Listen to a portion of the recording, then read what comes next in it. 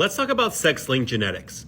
Any gene that's found on the sex chromosomes, that being X and Y, are known as sex-linked genes. In humans, most sex-linked genes are going to be found on the X chromosome. That's because these X chromosomes are much larger and contain more genes, compared with these Y chromosomes that are smaller and have less genes. So by chance, there are just going to be more genes in general between these two chromosomes on the X chromosome. When talking about sex-linked disorders, we're mainly focusing on a recessive disorder.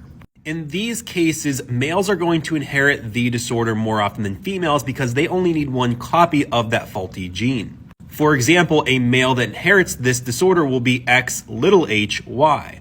Females are going to need two copies of this gene to have the disorder. And as you can see, their genotype is going to be XhH. You can see in our Punnett square that a cross between an unaffected father and a carrier mother will produce no females that have the disorder, however, half of the males will. This again is because the males only need one of these little h's to have the disorder. This female will be a carrier and will not exhibit the disorder since she doesn't have two little h's.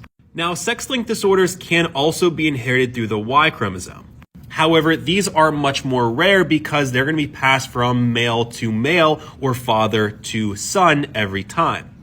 That's because male offspring will always inherit the Y chromosome from their father.